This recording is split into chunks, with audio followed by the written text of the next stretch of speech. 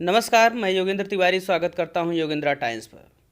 दोस्तों, आज का सेशन महत्वपूर्ण होने जा रहा है परीक्षाओं के लिए भी और सामान्य जानकारी के हिसाब से भी। तो अगर आप आज के सेशन से जुड़े हैं तो इस सेशन को पूरा देखें और कोशिश करें कि ज़्यादा से ज़्यादा लोग इस सेशन का लाभ ले सकें। सबसे पहले हम शुरू करते हैं एक कोटेशन के साथ। स्वामी रामतीर्थ ने एक बात कही थी और ये एग्ज़ाम में पूछा जाता है और हाल फिलहाल में भी पूछा गया है ये। मैं सशरीर भारत हूँ, सारा भारत मेरा शरीर है। स्वामी रामतीर्थ ये भारतीय स्वतंत्रता आंदोलन से संबंधित एक महत्वपूर्ण आंदोलनकारी थे। चलिए दोस्तों, बढ़ते हैं। आज हम बात करेंगे सिंधु जल समझौते से संबंधित।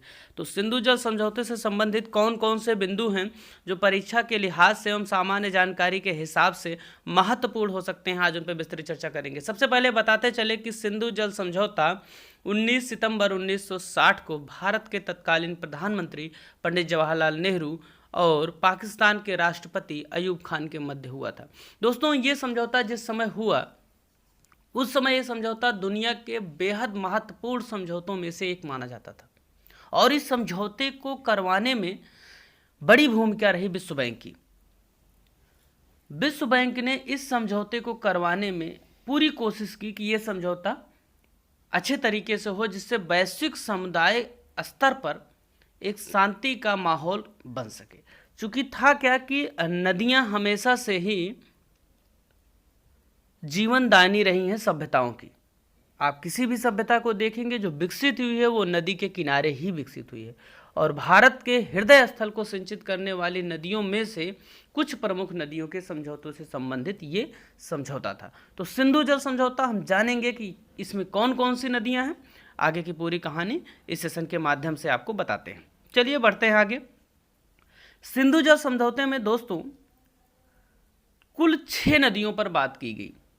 ये वे 6 नदियां हैं जो भारत के पर्वतीय क्षेत्रों से होकर मुख्यतः और पंजाब और हिमाचल प्रदेश और इन जो ऊपरी हिस्से हैं जो कृषि प्रधान है, जहाँ पे गेहूं या बाजरा, मक्का इन जैसी फसलों की कृषि होती है, उनको सिंचित करते हुए पाकिस्तान तक ये जाती हैं। ये नदियां हैं सिंधु, झेलम, रावी, चेनाब, ब्यास और सतलज। इनको हमने क्रम से डिनोट किया है यहाँ पे, चूंकि परीक्षाओं में कभी कभी आपसे क्रम भी पूछ लेता है। अब है क्या कि इन 6 नदियों को इस तरीके से बांटा गया कि जो पश्चिमी 6 नदियां हैं, इसका आशय ये हुआ कि सिंधु, चेनाब और झेलम का जो पानी है उसको पाकिस्तान यूज करेगा। समझ रहे हैं? अर्थात ये नदियां होकर तो जाएंगी भारत से, परंतु भारत यहाँ के पानी का इस्तेमाल नहीं करेगा। क्यों? क्योंकि पाकिस्तान में कृषि के मुख्य साधन के रूप में इन्हीं नदियों को देखा जाता है। अब बची दक्षिण की नदियां या यूं कहें कि पूर्व की नदियां, तो इनमें मुख्यतः ब्यास, सतलज और रावी शामिल हैं। क्रम से अगर देखेंगे तो रावी, व्यास और सतलज शामिल हैं। तो इन नदियों का जो 20% पानी है उसका इस्तेमाल भारत करेगा। अब आप देख रहे हैं ऊपर की जो अभी 3 नदियां थी, सिंधु, झेलम और चेनाब, उनका तो पूरा इस्तेमाल पाकिस्तान करेगा और उसके बाद जो पूरब की 3 नदियां हैं अर्थात रावी, व्यास, सतलज, इनके 20% पानी का इस्तेमाल भारत करेगा। ऑब्वियस सी बात है, इस समझौते में भारत को नुकसान हो रहा है और पाकिस्तान को पूरा फायदा ही फायदा हो रहा है, तो पाकिस्तान इससे खुश था। परंतु समय समय पर दोस्तों